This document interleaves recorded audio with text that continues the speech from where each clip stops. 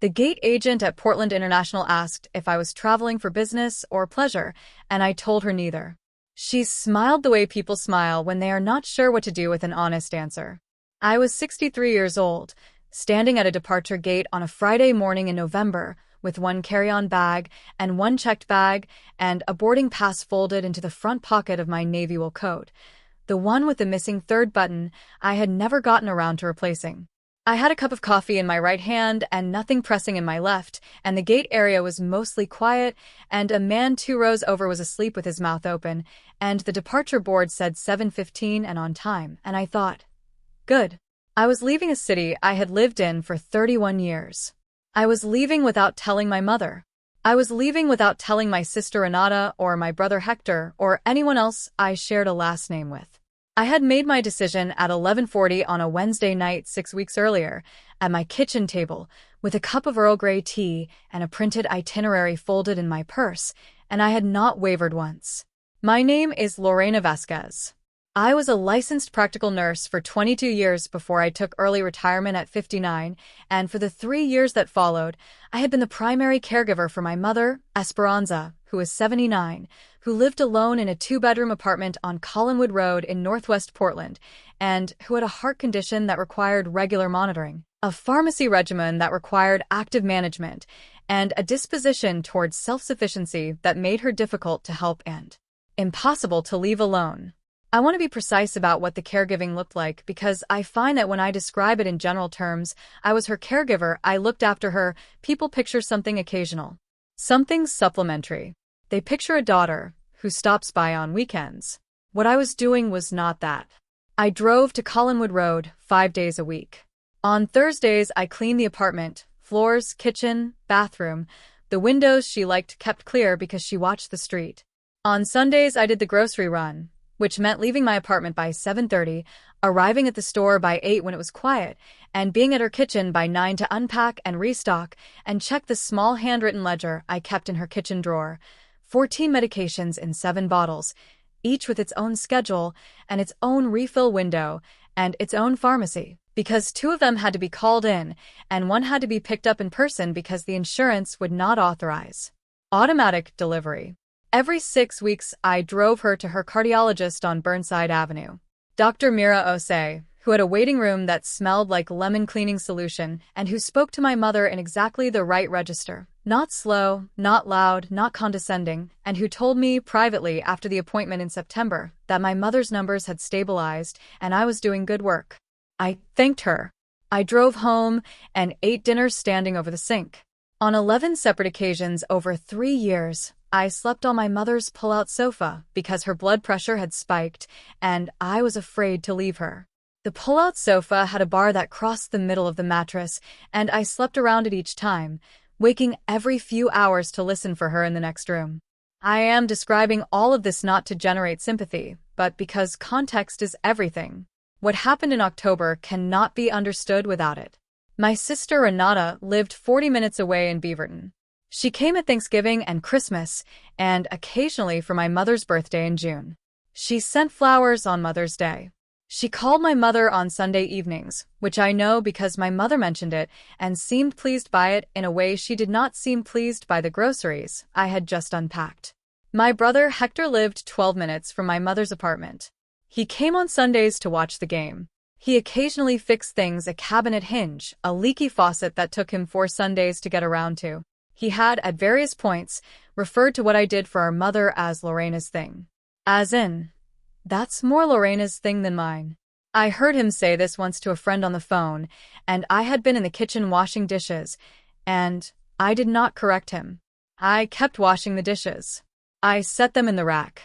I think what I understood even then was that pointing it out would change nothing.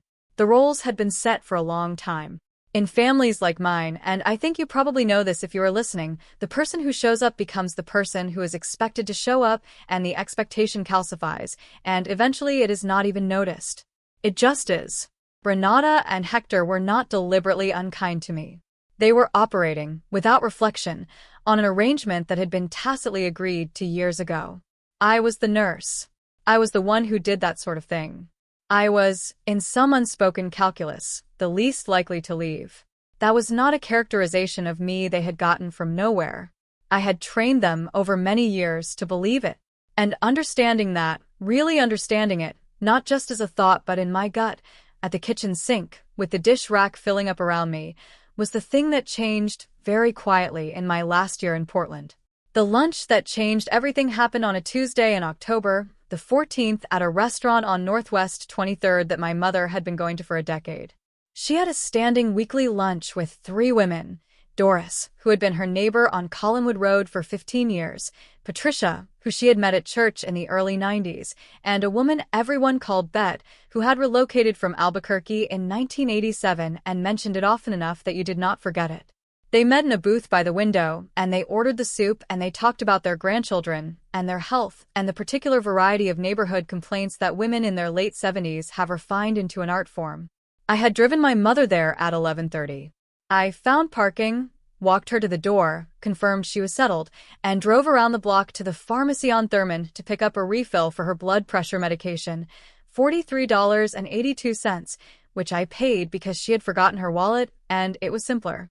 I was back in 14 minutes. I came through the restaurant's front door carrying the pharmacy bag and looking for the restroom-adjacent table I had mentioned to the hostess, and I was 3 steps inside, and I could see the booth, and I heard my mother's voice. "Oh, that's just my daughter. She helps out." Bet had been looking toward the door. My mother had turned, registered me, and said it. "The way you identify a piece of furniture. The way you point out a lamp. That's just my daughter. She helps out." I stopped walking for a moment. The restaurant was warm. It smelled like split-pea soup and coffee, and the particular warmth of a room full of people who are comfortable somewhere. Frank Sinatra was playing very softly from somewhere I couldn't see. The hostess was looking at me from behind the reservation stand, and I realized I had been standing still in the entrance longer than was normal. I walked to the booth. I set the pharmacy bag on the table beside my mother's water glass. $43.82, 14 minutes. One errand in a chain of errands that had no beginning I could name. I smiled at Doris and Patricia and Bet. I told my mother I would be back at 2:30. I walked out. I sat in the Honda Civic in the parking lot for 38 minutes without starting the car. I want to tell you I knew, sitting there, exactly what I was going to do. I want the story to have that kind of clean interior logic where the character feels the wound and the decision crystallizes and everything after follows a straight line. But it was not like that. What I felt, sitting in the parking lot, was something much less dramatic than a decision. It was more like fatigue. A specific, precise fatigue, not the tiredness of a long week, but the tiredness of a long years.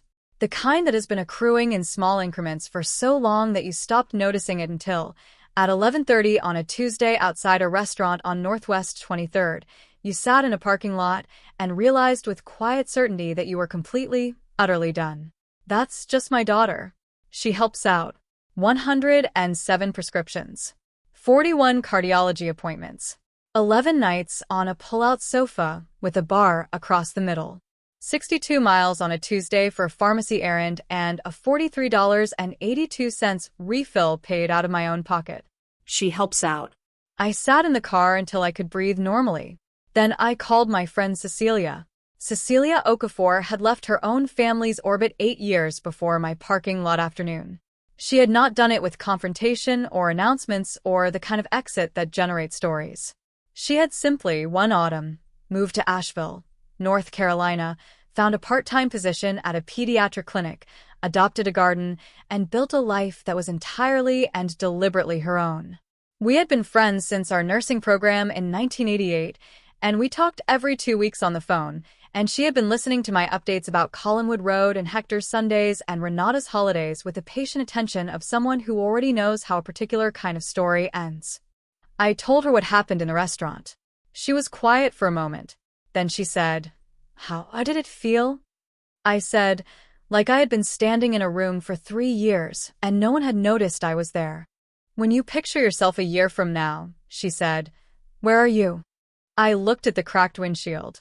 There was a hairline fracture in the lower left corner that I had been meaning to have repaired for 4 months, and I looked at it and thought about all the things I had been meaning to do and had not done because there was always something more pressing on Collinwood Road.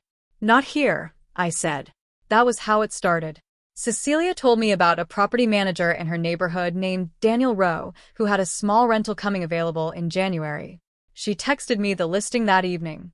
840 square feet, 2 east-facing bedroom windows, monthly rent of $1,247. A park 3 blocks away. A clinic nearby that had posted a part-time nursing position. The listing noted reasonable landlord, no drama, and I read those 4 words 3 times because they described, in the plainest possible language, everything that had been missing from my life for 3 years. I looked at the listing for 3 days. I ran the numbers. My retirement income was $2,190 a month. The part-time position at the clinic paid $28.40 an hour at 2 shifts a week, approximately $2,721 before taxes. Together, that was comfortable. That was $462 a month more than I was keeping after Portland rent. I called Daniel Rowe on a Wednesday morning. He answered on the second ring. He confirmed the apartment was available January 1st. He asked 2 practical questions. He did not ask about my family situation, my reasons for moving, or anything else that was not his business. He said the deposit was 2 months' rent. I wired $2,494 that afternoon. I did not tell my mother. I did not tell Renata. I did not tell Hector. I want to explain why, because I am aware it looks like avoidance, and it was not avoidance. It was the conclusion of a long education in how my family operated. 3 years before, when I had first mentioned to my mother that I was considering a part-time clinic position near my apartment, she had developed chest tightness the following week that resulted in 2 emergency calls and 2 weeks of me on the pull-out sofa. The chest tightness resolved without incident. The clinic position was no longer posted by the time I had a free Tuesday to call about it. I am not saying my mother manufactured it. I genuinely do not know what to make of it. What I do know is that in the years that followed, I learned not to mention plans. I learned that announcing my intentions to my family was the equivalent of handing them the tools to dismantle those intentions before they had any chance to become real. So the 6 weeks between October 14th and my departure were the quietest 6 weeks of my caregiving years, and they were quiet by design. I went to Collinwood Road every Thursday and every Sunday.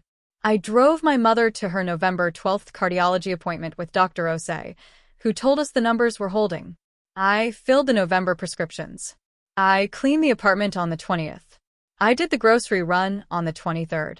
I did all of it without any visible change, without any announcement, without giving anyone any reason to look at me differently. At night, I worked through the list. Post office forwarding address, submitted October 22nd. Bank address update, October 24th.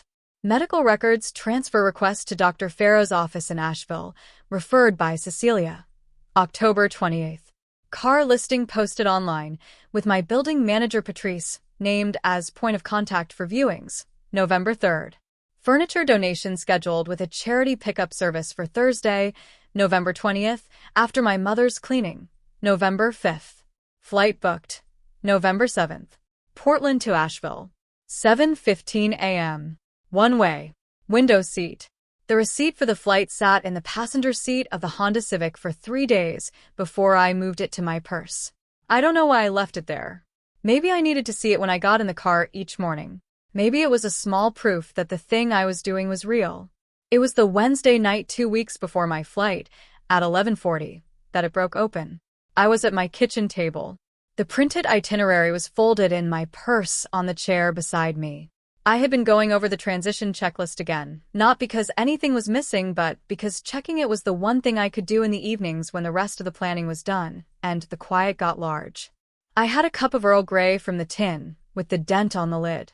The apartment was very still. I was not crying. I want to be precise about that because I think the story I am telling you requires precision. I was not in emotional crisis. I was not collapsing. I was sitting in a quiet kitchen at almost midnight, exhausted in a way that I had been exhausted for a long time without fully admitting it, and something in the ordinariness of the moment, the tea tin, the itinerary, the checklist I had checked 4 times, made it all present at once. I had woken up at 5:30 that morning. I had driven 62 miles. I had spent 47 minutes on hold with my mother's insurance company disputing a claim for $318.47 that had been denied twice. I had driven her to the pharmacy. I had done the Thursday cleaning. I had come home and made rice and beans that I ate standing over the sink because I was too tired to sit down, and then I had sat down anyway because there was still the checklist. The framed photograph of me at age 8 was on the shelf above the table. It was taken at a lake house in eastern Oregon where my grandmother had taken me every summer until I was 12. I am laughing in that photograph. Open-mouthed, full body, the kind of laughing children do when they are not performing anything for anyone. I have never known what I was laughing at. Something outside the frame. Something completely ordinary, probably. A dog, or a bird, or something my grandmother said. I looked at that photograph for a long time. I thought, I want to feel like that again. Not the laughing. I had laughed since then plenty of times, but the thing underneath the laughing. The ease of being somewhere that did not require me to be useful. The ease of taking up space without justifying it. I put my face in my hands, and I sat there. I was 63 years old. I had given 22 years to nursing and 3 years to Collinwood Road, and I was sitting alone at midnight going over a checklist because tomorrow I would do it all again, and the day after that, and the Thursday after that, and none of it. None of the driving and the refills and the insurance disputes and the nights on the pull-out sofa had ever once translated into my mother knowing, at a restaurant booth in front of her friends, that I was the daughter who had given her 3 years. Not 3 years, she was required to acknowledge. 3 years she had actually received. I did not call anyone. This is important. I did not pick up my phone and reach for Cecilia or reach for anyone. I sat in the kitchen and I let it move through me and I breathed, and after a while the breathing steadied, and I washed the Earl Grey cup and set it in the rack and turned off the kitchen light and went to bed. I was not rescued by anyone. I rescued myself by getting up. In the morning I confirmed the flight. The weeks that followed had a texture I remember very clearly, not frantic, not guilty, just very focused. I packed slowly, in the evenings, in a way that felt ceremonial. I kept the cast iron skillet my grandmother had left me, wrapped in a dish towel in the checked bag. I kept the framed photograph from the lake house. I kept the small handwritten ledger with its medication columns and, on the back page in my grandmother's handwriting, a recipe for rice and beans I had been making since I was 22. I kept the Earl Grey tin with the den on the lid because I could not leave it. I donated the sofa, the side tables, the kitchen chairs. The bedroom furniture went to a young woman Patrice knew who was furnishing her first apartment. On the last Thursday before my flight, I drove to Collinwood Road one more time. I did not do the cleaning. I let myself in with my key. I had made a copy of my key that I planned to mail back with a note once I was settled, and I sat with my mother for 40 minutes. We watched a program she liked. She made comments about the characters, and I responded, and she made me a cup of coffee that was too weak, the way her coffee always was, and I drank it. She did not know it was the last time I would sit in that apartment as her primary caregiver. She was perfectly comfortable. She was fine. That helped. I drove home in the dark, and I put my key in the small envelope I had addressed to Renata, and I put the envelope on the counter. I did not mail it from Portland. I mailed it from Asheville, the following Monday, with a brief handwritten note that said, "I am safe. I am not coming back. Please arrange care coverage for Mom through the County Services Program. The contact number is on the back." My furniture donation was picked up on Thursday afternoon at 2 o'clock by a crew of 3 men from a charity on Southeast Division. By 4 o'clock the apartment was empty of everything except the porcelain bowl on the kitchen counter, where I had always dropped my keys, and the keys themselves, which I placed in the building's lockbox for Patrice at 6 a.m. Friday morning. I want to tell you about the porcelain bowl. It was cream-colored with a thin blue line around the rim, and I had bought it at a Sunday market in the Pearl District for $11 the first spring I lived in that apartment. For 31 years it had been the first place I set my keys when I came home. I always put my keys in the same place. I am a nurse. Precision is habitual. Every evening for 31 years. Door open, coat off, keys in the bowl. I left it on the counter. I did not take it.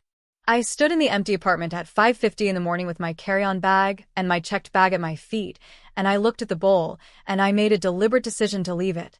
It belonged to that apartment. It belonged to that version of my life. It had held my keys through 31 years of coming and going, and now I was going for the last time, and the keys were in the lockbox, and I did not need a bowl anymore, not that bowl. I went out the door. I did not look back at it. I want to tell you I looked back. It would be a satisfying detail, the woman pausing in the doorway for a last look at the life she is leaving behind, but I didn't. I was thinking about parking and the security line and the coffee I would buy once I was through the gate. I drove to PDX and left the car in the long-term lot, keys under the driver's seat for the buyer Patrice was coordinating. I checked my bag. I went through security. I bought a coffee at a cart past the gate and found my seat in the waiting area and looked at the departure board, Portland to Asheville, 7:15 on time. I did not feel the things I had expected to feel. I had expected guilt. I had expected the particular low hum of wrong that I associated with any action that put my own needs ahead of my family's, a hum I had been hearing since I was a child, and that had been with me so long I no longer consciously registered it. I had expected, at minimum, the kind of grief that attends the end of a long chapter. What I felt was quiet. Specifically and precisely quiet. The way a room feels after a sound that has been running for years suddenly stops, and you realize only in the silence how loud it had always been. The gate agent called boarding. I picked up my bag. I showed my pass. Window seat. Clouds below us by 7:40. The silver line of the Willamette visible for 30 seconds and then gone. Portland receding into a gray-green grid of bridges and rooftops and trees, and then just gray, and then just white cloud, and then above the clouds the sky was clear and very blue, and I ordered coffee and I looked out the window, and that was that. Cecilia met me at the Asheville airport in her blue Subaru. She hugged me at the arrivals level and did not say anything about what I had done or why, or whether it was brave.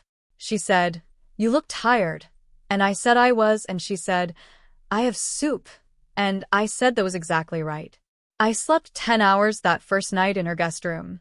I woke up to light through east-facing windows and the smell of coffee and Cecilia's cat, a gray thing named Ptolemy, sleeping on my feet. I lay there for a while and did the inventory I had developed over 31 years of nursing morning shifts. How do I feel? Where does it hurt? What needs doing? The answers were, rested, nowhere, nothing yet. I lay there a while longer. My sister Renata called on Saturday morning at 9:47. I was on Cecilia's porch with my second cup of coffee, and the call came through, and I looked at the screen and let it ring. She called again at 10:15, at 11:03. At 12:30, she sent a text. "Lorena, where are you? Mom is asking, and I can't reach you." I put the phone face down on the porch railing. Cecilia came out with more coffee and sat in the other chair. She did not ask about the phone. She said, "The trail behind the park is good in the mornings if you want to walk." I said that sounded good. By Sunday evening, I had 31 missed calls across Renata and Hector, and a number I didn't recognize that turned out to be my mother calling from Doris's phone. There were 2 calls from Dr. Osei's office that alarmed me until I returned them Monday morning and confirmed it was a routine follow-up scheduling call. My mother's health had not changed. On Monday, I texted Renata, "I am safe. I am not in Portland. I will reach out when I am ready.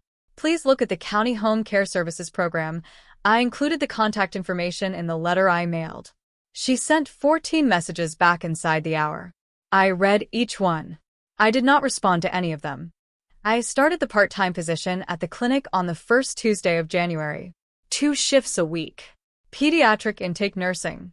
It was familiar work and I was good at it, and the clinic was calm and the other nurses were competent, and nobody needed me to also clean the kitchen and manage the pharmacy ledger and sleep on a pull-out sofa when they were nervous.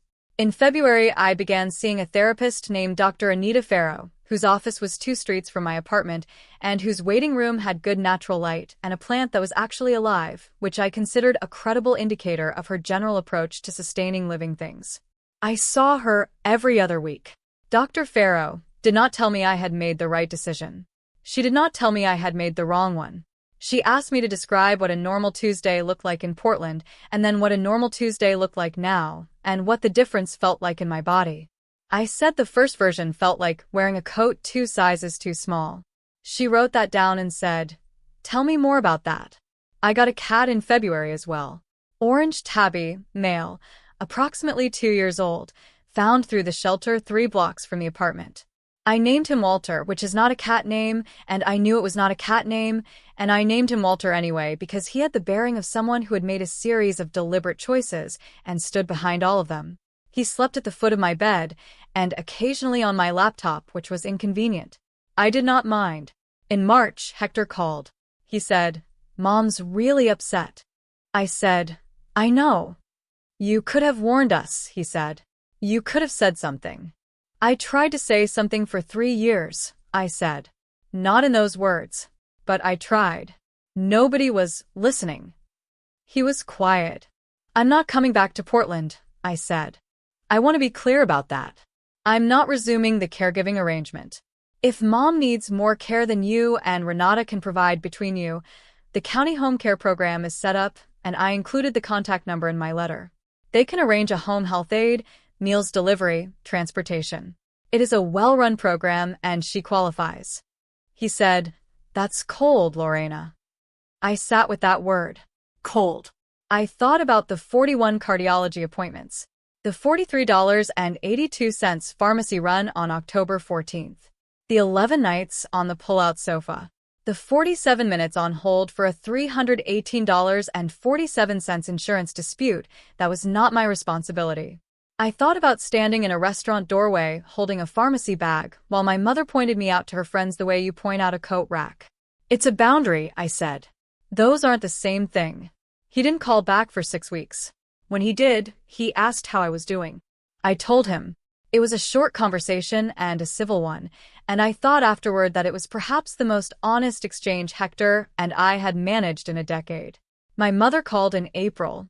She had gotten my number from Renata, which was a small boundary violation I registered and chose not to address, because some things are not worth the confrontation, and some things are. Her voice on the phone was smaller than I expected. She asked how I was. I told her. She talked about Doris and about Dr. Osei and about a program she had been watching in the evenings. It was a normal mother-daughter phone call, in the way that normal was possible between us. Before she hung up, she said, "I miss you." I said, "I know, Mom." No anger in it. No performance. Just the plainest possible truth. I knew. She missed me. That was real, and it did not change anything I had done, and both of those things could be true at the same time. I called her every Sunday evening at 7. 20 minutes, most weeks. Sometimes 30. I remembered her birthday in June. When Hector called in August to say she had a difficult week, I called her that same evening and listened for 40 minutes, without an agenda. That was the correct amount. Not the amount I had been giving, the correct amount. Some kindnesses are loans the lender forgets they're keeping. I have thought about that sentence many times in the year since I landed in Asheville. I have thought about what I gave to Collinwood Road, and whether I resent it, and the honest answer is that I do not resent the giving. I resent the not seeing. The giving I did freely. The not seeing was done to me. Love that demands you shrink is not love. It is management. I know my mother loved me. I have never doubted that, not at the parking lot on Northwest 23rd, not at the gate at Portland International, not once. But loving someone and seeing them are different things, and being loved and being treated carefully are different things. And I was loved without being treated carefully for a very long time, and the accumulation of that, the years of it, matters. It mattered to me. It wore through me. And I am no longer willing to pretend it didn't. Boundaries are not walls. They are doors. And you get to decide who walks through.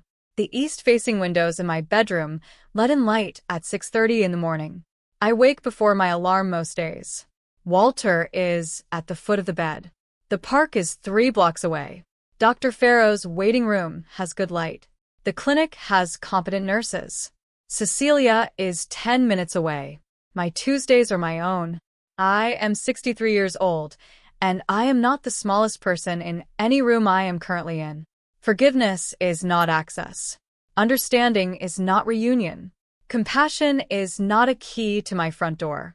If you have ever been the one who showed up, the one who drove the miles and filed the disputes and slept on the pull-out sofa and was present so thoroughly and for so long that your presence became invisible, I want you to hear this. Your presence was never invisible to you. You knew what you were doing. You knew what it cost. The person who failed to see it was not you. Roles can be recast. The first person who needs to know you are done shrinking is you. I am not asking you to board a plane. I am not asking you to do what I did, or to leave who I left, or to do it on the timeline I did it on. Every person's situation is their own, and only you know what yours costs you. But I want to ask you one thing, and I want you to sit with it honestly. If the people who relied on you the most were the ones who made you feel the least, would you keep driving those 60 miles? Or would you, one quiet Friday morning, let yourself find out what the sky looks like from somewhere new?